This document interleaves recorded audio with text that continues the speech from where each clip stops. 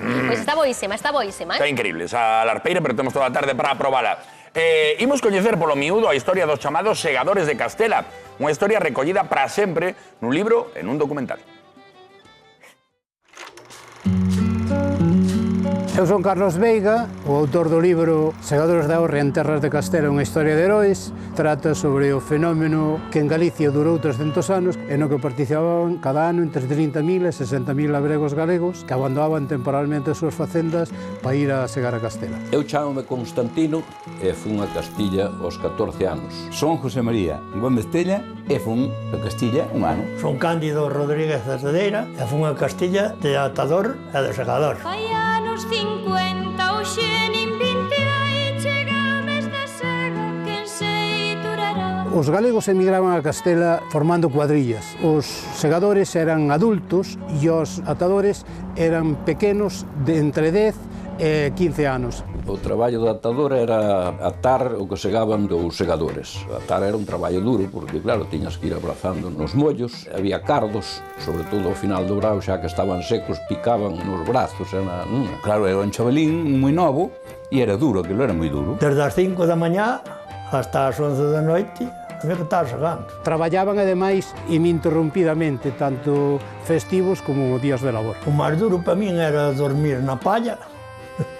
Levábamos unha sábana, poñámosla por encima da palla, pero dormir no pajar eso era cheo. Francamente, a vida era moi dura, como era, en realidade, a vida da época. Cando levaba xa 8 días, non vivín porque me daba vergonza, senón viñame Paco xa, porque aquilo era durísimo. O que peor levaban os galegos era o sol, por eso Rosalía falaba cando van como rosas, cando ven como negros. Son Pilar Castañal Castiñeira, filla, neta, irmá e muller dun segador. A vida sendo familiar de segadores non era moi boa. Quedei con miña mãe sola e 2 irmãos máis. Tiñamos que ir sacharlle o maíz, sacharlle as patacas e todo, para despois poder ir cas vacas. Íbamos a Castela e estábamos fora como uns 45 días. Eles marchaban ao final de xuño e adoitaban volver pola festa da Virxen, é dicir, polo 15 de agosto. Da nosa generación, pois eu creo que non quedou ningún rapaz, polo menos na miña zona, que non fora a Castela. Eu acórdome que xuntámonos en Lugo para coller o tren, aquilo estaba invadido a estación de... Na Orria vivíamos 620 persoas, cual quere decir que había un excedente de poboación e unha gran escasez de terras. E para moitas familias, o xornal que traían de Castela era o mellor ingreso que tiñan no ano. Terminouse porque, bueno, eu xa o último ano que fun, vin precisamente probar ali a primeira cosechadora. Segaba tanto como unha cuadrilla de 12 segadores. A última cuadrilla que foi da Orria foi aproximadamente no ano 1966. A definitiva mecanización do agro castelá pois acabou con eso, senón aínda seguirían indo uns anos despois.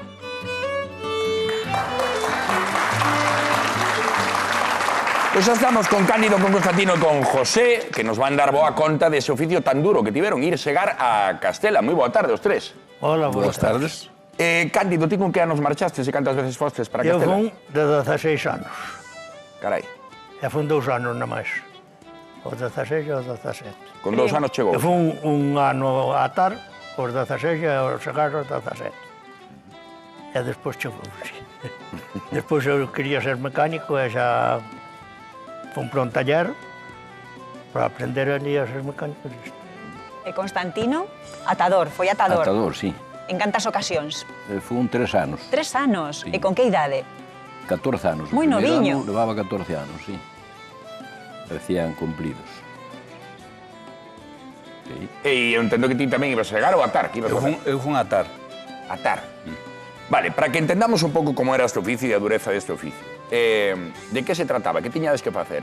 E en que horarios, ademais? O horario era desde que amencía hasta que anoitecía. Caramba. Iso era un horario habitual. E despois domingos era todos os días. Non se paraba ningún día? Non. Salvo que chovera, ali había que traballar todos os días. Pero para comer pararía, Sí, para comer 2 horas, máis ou menos, dormías unha sesta pequena, porque, claro, as horas de dormir non chegaban, especialmente para rapaces como a min, con 15 anos. Eso era o peor, para mí era o peor. Non dormir. Non dormir, claro, dormir. E despois, claro, tiñas que dormir no pagar, andaban as cucarachas por abaixo, Eso era habitual. Ademais, estamos falando da temporada estival, non? De comer sen sombra, de comer con moita calor. Sí, sí. O mes de julio, junio, julio e agosto. Eran os 2 meses. E moitas veces comer incluso do balde, non? Do barreño, claro. Comíase do barreño. Poñían o barreño ali diante, cada un iba comendo por o seu lado hasta que se derrumbaba. O que quería seguir comendo, seguía, pero había moita xente que non seguía. Dabanche unhas cucharas, cada unha súa, e ibas polo teu lado. Claro, e pensade traballar de sol a sol, en pleno De sol a xuño. sol. Para os galegos decían que era peor ese calor, o sea, non sei a cantos graus estaríades, e para comer que vos daban? A comer A comer a mediodía era sempre a mesma comida. Sí. Garbanzos con... Claro, esa era a comida de mediodía. Dicían con cordeiro, non sei se era con cordeiro. cordeiro, eu creo que non sei se sería ovella. Porque o cordeiro... Cordeiro, sí. Cordeiro. Pero bueno, ben preparado, eh? Vale. Sí. Pero bueno, eso comíase todos os días, esa era a comida de todos os días. Pero pola mañá un poquinho de aguardente. Por la mañá Sí. daban unha onza de chocolate e unha copiña de aguardiente, que quería, o que non. O sea, despois xicar 10, E ou huevos 10 e fritos. pico, Men, levábanos huevos o fritos. desayuno. Daban huevos fritos. Levábanos uns torrenos así, chamabanlles hogazas de pan, que era un pan moi planiño, e entonces era o que comíamos. Estábamos a falar do esforzo que supón pois, traballar na temporada estival, da calor, do esforzo físico, pero tamén supoño que sería duro deixar as familias estar sós, non? As familias había que deixalas, bueno, en algunha casa nosotros éramos 6 irmãos. E había que buscar cartos de onde fose. Pagaba a Entonces, había que ir pena? a Castilla. Pagaba a pena? Sí, pagaba a pena, porque nun mes pois, traías máis que ganabas aquí un 4 ou 5 meses, ou máis. Porque cando se ganaba ali? Poñame un exemplo. O primeiro ano que fun a atar, botamos 2 meses, bueno, 2 meses completos non, desde primeiros de julio hasta o 15 de agosto, e eu trouxe 6.000 pesetas. Caramba. Aquela con 6.000 pesetas facíase moito, eh? Madre levaba. Aquela con 6.000 pesetas, claro que se facía. E fora saltar, que decíades antes que se cobraba a metade que se gana. Por qué? O doble. Non sei por qué. O patrón... O que viña de antes Eso debía era- ser de primitivo xa, de antes, Claro. ou sea, era o patrón pagaba os sueldos igual aos segadores co aos atadores. O sea, o sueldo era de todos igual. Pero despois, a hora de facer o reparto, os atadores cobrábamos a mitad e os segadores... Eso facías a manta. O final do brao, Facías o reparto na mano. ao final do brao, facíase a recaudación dos pueblos, ibase recaudando os pueblos, recollendo uns a un lado e outros a outro, cobrando o diñeiro, porque non se cobraba ao terminar a jornada, non sabes? Claro, porque pagaban os donos das terras. Exacto. Exactamente. E entón, ao final, pois, antes de embarcar no tren, facías a manta. Unha manta, o diñeiro ali, un para ti e 2 para aquel. Claro, non nos daban un peso hasta marchar. No, no. Ai, Normal, se non marchaba de É antes. para que o queríamos. Tamén é certo. Non habían de Non gastar. tiñamos nin tempo a gastalo. Non había Nin tempo, había moito había tempo. donde, o sea, había unhas taberniñas nos pueblos. Sí, bueno, de había, Mala Morte, había, non sei. sí, no, pero bueno. A maioría dos pueblos tiñan unha taberna. ou sea, Tiñas tempo, domingos e festivos. E cando tiñan un mal día, a quen lle choraban? A nada, Con quen se queixaban? non se ganaba. Con nai. Eu fui con o meu irmão, o primeiro ano, dixen, bueno, como vou comer, pois terei algo de... Que va, ainda era pior.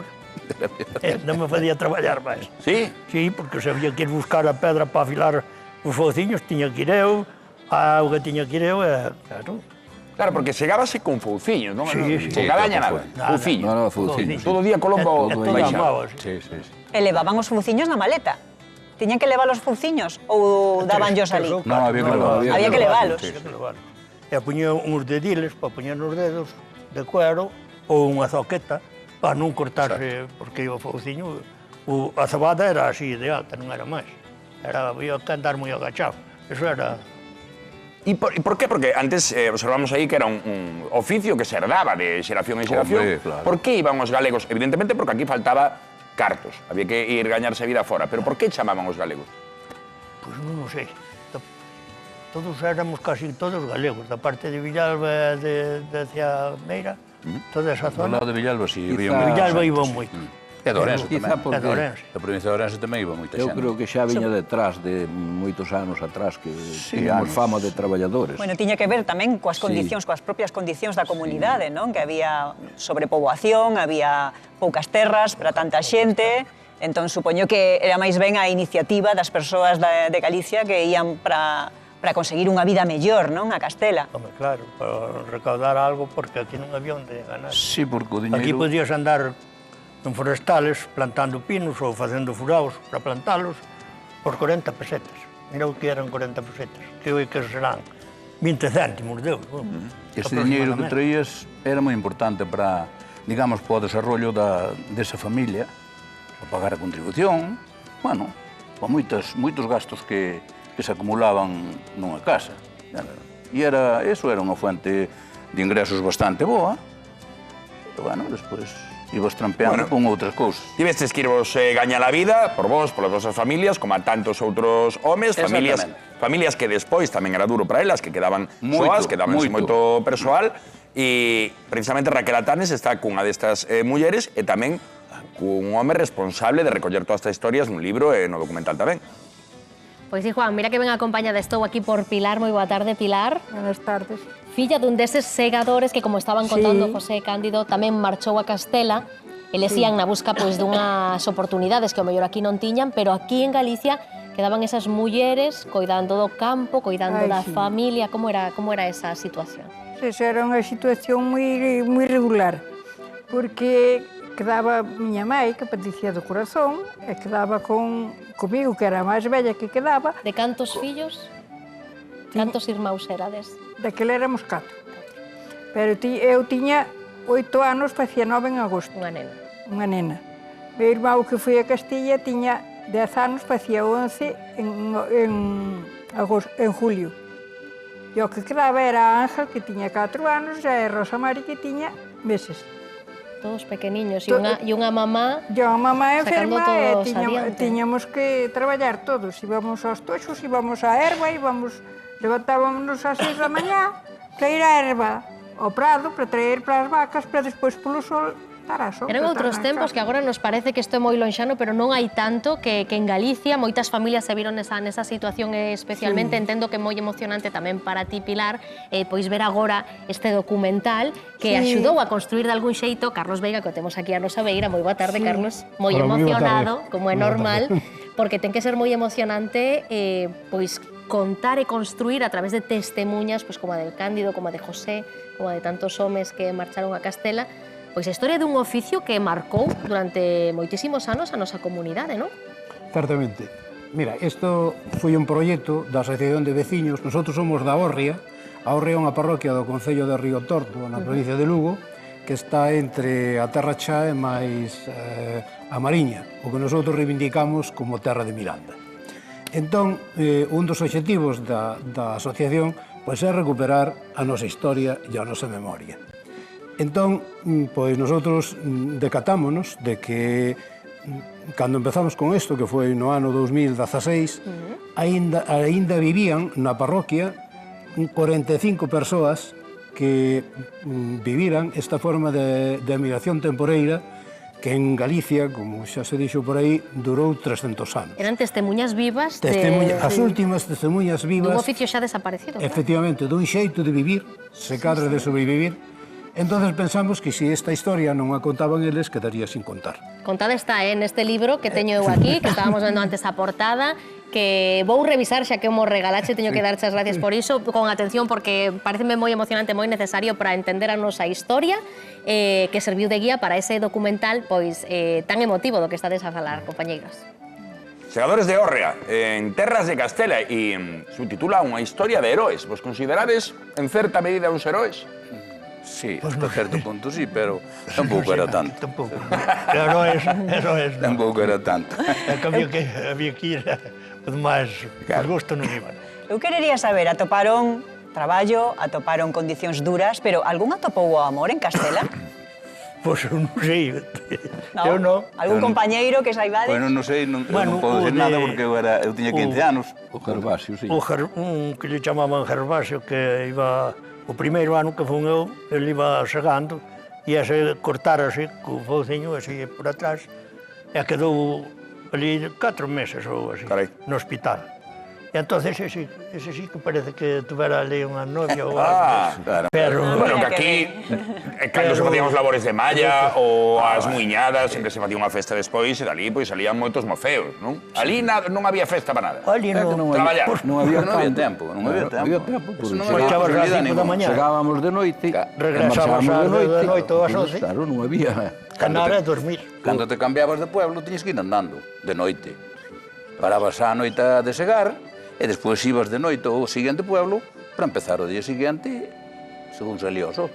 Pois moitas grazas, Ya, Constantino, Cándido, José, por estar hoxe con nós e por contarnos estas historias de dureza, de traballo, pero tamén tan necesarias para poder facer logo unha vida o mellor posible. Gracias a vosotros. Gracias a vosotros. Pois aquí estivemos con 3 heroes, din que sí, din que non, pero son heroes de Hórrea. Non é tanto. E imos